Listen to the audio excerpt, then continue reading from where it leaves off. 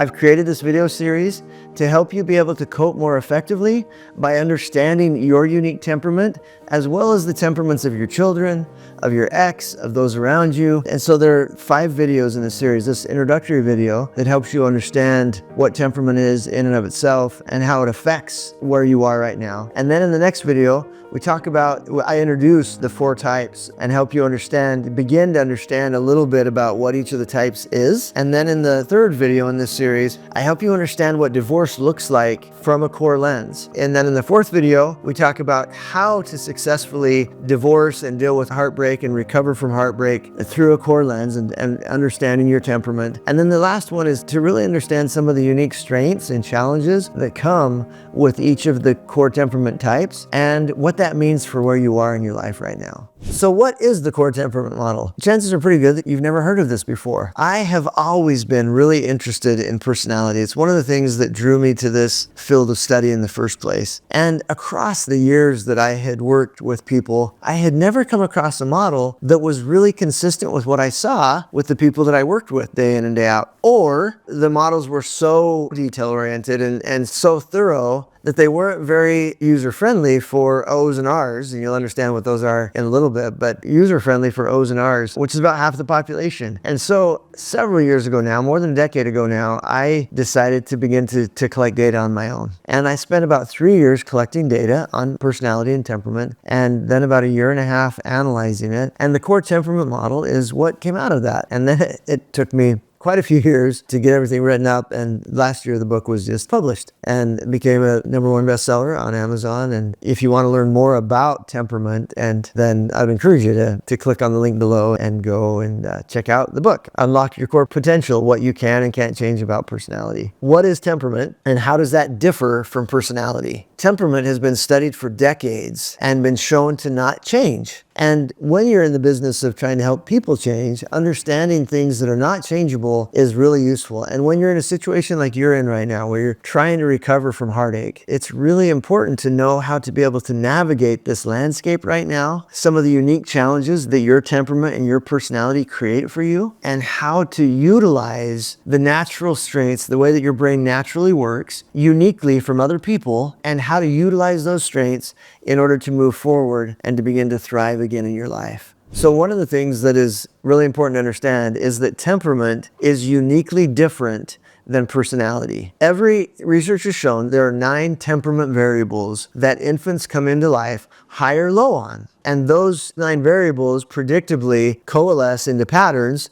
that form the 4 different temperament types. And so temperament is the underlying reason or reasons why we do the things that we do and why we don't do the things that we don't do. And that is unique from how we generally conceptualize temperament, or how we generally conceptualize personality. There are lots of things in our lives that we can change. We can absolutely change our behavior. We can change how we interpret things. But this underlying motive of why we do what we do is an unchangeable part of who you are. And you can hit your head against that wall as hard or as frequently as you want, and it is not going to change. And I'm not talking about like, am I motivated to make $1 million? Or am I motivated to get a 6-pack? Or to be able to run a marathon or whatever? This is even deeper than that. C's would be motivated to make money for different reasons than R's would be motivated to make money. And O's would be motivated. The reason why an O would want a 6-pack would be different than the reason why an E would want a 6-pack. And so temperament is the basic fundamental motivation that drives almost everything that we as human beings do. And it is an unchangeable part or an unchangeable aspect of who you are. Going through divorce can make you feel like you don't even know yourself anymore. You're so used to playing a role that you've played maybe for decades, at least probably for years. And so when you're no longer playing that role, it can really make you question who you are. And you can start feeling like you don't even know yourself, and you're reacting to things in ways that maybe you've not reacted to things in the past. It can really make you question a lot of very fundamental things that you thought you knew about yourself. And as your world gets rocked like this, and you're no longer defined necessarily by the things that you were doing day in and day out before, it can be really difficult. And it can be really difficult and feel super overwhelming just to get your feet back under you again. And here's the silver lining. It might not feel like there are a lot of silver linings in your life right now, but this is actually a perfect crossroads in your life to really learn about you. And you may think that you already know about yourself, but I guarantee that as you learn about your temperament, and then your primary temperament, your secondary temperament, we'll talk more about that. As you learn about yourself, it will dramatically increase your ability and the power that you have, the control that you have to be able to cope well with this moment in your life right now. It's a perfect time to learn about your strengths, what you uniquely bring to the table. There are some really important things that every single temperament uniquely brings to the table. And when you learn about that, if you're not bringing, if you're a C and you're trying to act like an R, you're never going to be able to be as an effective R as you are as a C. And you may have thought all of this time, and your ex may have thought that you should have been thinking a certain way or bringing certain things to the table. This is a perfect time to learn what your unique strengths are, what some of the challenges of your temperament, unalterable challenges of your temperament are, and to begin to learn what makes you uniquely you and what you uniquely have to offer those around you and humanity at large. Let's talk for just a minute about self-concept. You may or may not have heard of the term of self-concept. It's related to self-esteem. I'm sure you've heard of self-esteem. And typically when we talk about self-esteem, we talk about this sort of overall global feeling. How do you feel about yourself in general? Well, the research has identified this concept of self-concept that is actually typically a little more helpful in terms of understanding the way that we feel about ourselves. And self-concept is defined as my perceptions of others' perceptions of me. What is it that I think others think of me? And at first blush, that may sound like not a very healthy thing, but it's actually a really important thing that enables us to be the social creatures that we are, that enables us to be able to live together in greater harmony, because we as human beings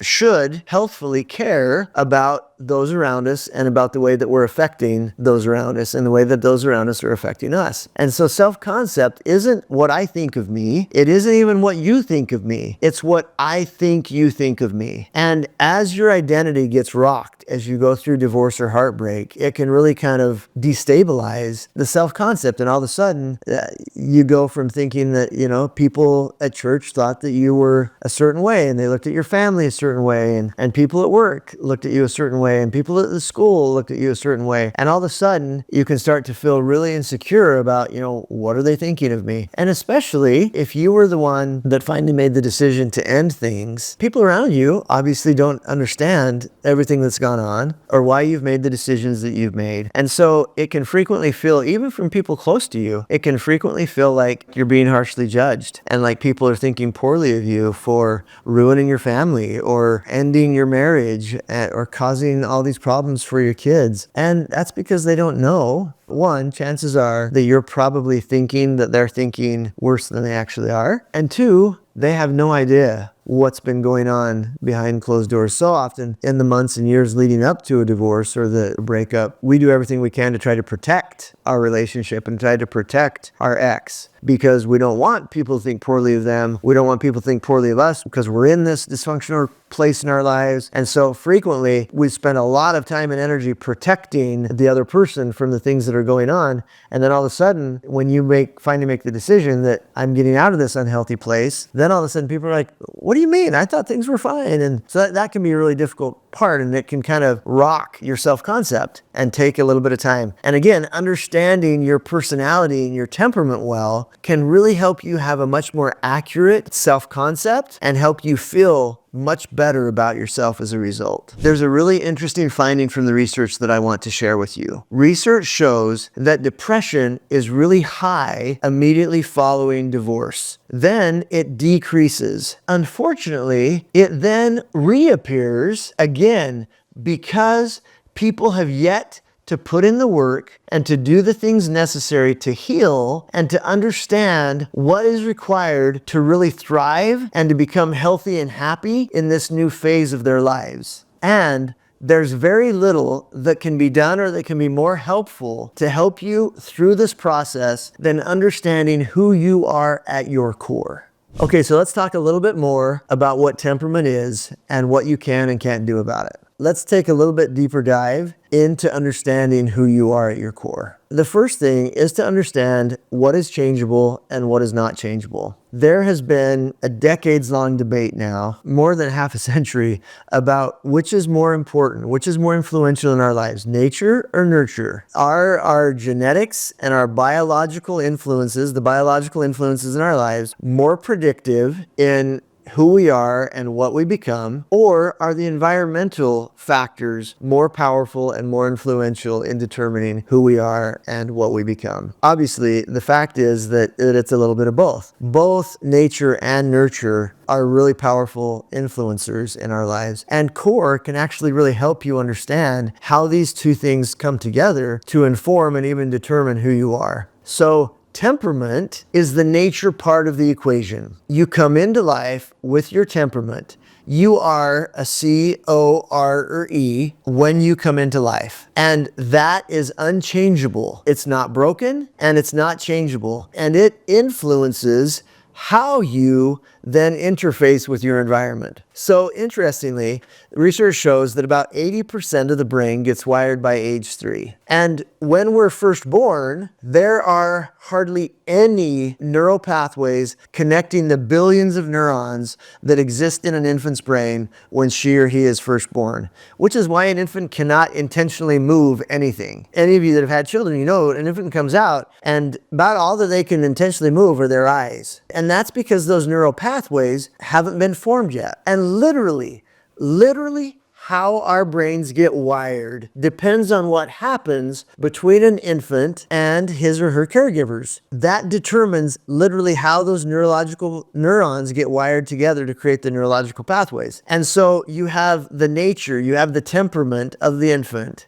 And then you have the way that that temperament interfaces with the environment, and that determines how the brain gets wired. And so I believe that what personality ends up being is this dynamic interplay between the unchangeable nature, temperament part of the infant and the environmental factors of attachment, how responsive the parents are, the caregivers are. And so then you end up with this dynamic interplay between nature and nurture. I've had the opportunity to work with several members of the same family across the years, and I see a really interesting thing play out. Frequently, you'll have different members of the family will have different primary temperaments, different primary core types, and then they'll share a secondary type. I believe that frequently that secondary type, so you might be a CO or a CR or a CE, and what that secondary type is and ends up being frequently will be shared among the family members, and a family will have a culture. I have a C child, I have an O child, I have an R child, and I have an E child. But every single one of them,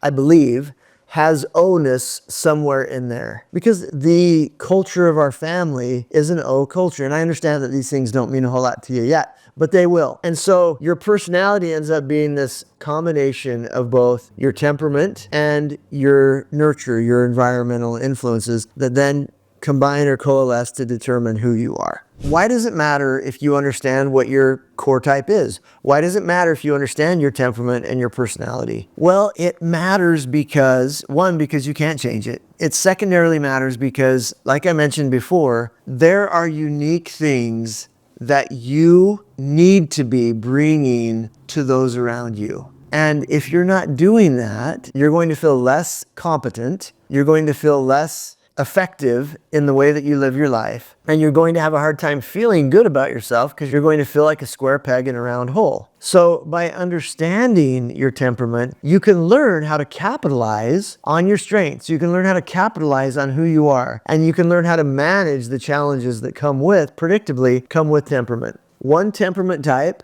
is not better than another. The way that you are is not broken. And there's kind of an interesting thing that I see with people. When somebody first learns what their primary personality or temperament is, almost everybody wishes that they were something else. When you find out that you're an O, you'll be like, man, I wanted to be an R. Or I wanted to be, or if you're a C, you might think, man, I really wanted to be an O. And it's really consistent with most people R's are the exception. When R's find out that they're R's, they're typically glad that they're R's. But with C's, O's, and E's, there's this initial like, gosh, I wish that that's not what I was. And the reason why that's the case, I believe, is because we're so familiar with the challenges of being us that part of our brain is like, I wish I were different. And so one of the great benefits and I think blessing of learning about you and your personality and your temperament is learning to value who you are. No one temperament type is better than the other. The fact is that society would be way worse off if we didn't have the benefits and the strengths that come with every single one of the temperaments in our society.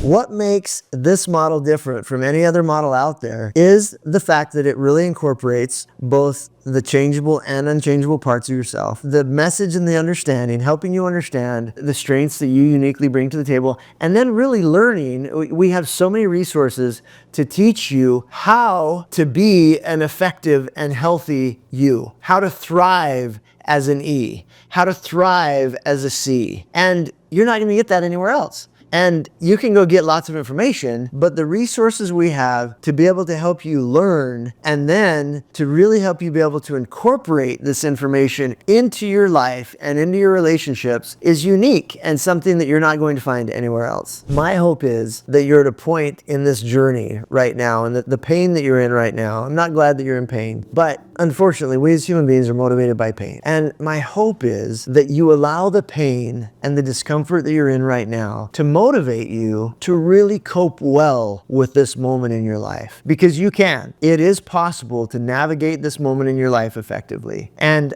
my hope is that you're ready to really learn about you, to really learn about your personality, about your temperament, and to really learn how to be a healthy you. You have kind of an important choice here. You can follow the typical trend that most people follow when they're in your position right now, which is to struggle and to really be in pain, and then to start to feel a little bit better just because of time. And then if you don't do anything, then it's going to get bad again and it's going to get worse again. You can do that and you can be like everybody else, or you can choose to be different. You can choose to leverage this moment in your life. You can choose to take control of your life, of your future, of your children, and you can do something to really change the normal developmental trajectory so that you can thrive and get through this moment in your life effectively and end up better off than you've ever been before. So what I would love to invite you to do, first off, please click on the link below, take the assessment, find out what your primary and secondary types are. Then, if you want to keep learning, and I hope you want to keep learning, click on this next video to learn more about what each of the 4 types look like.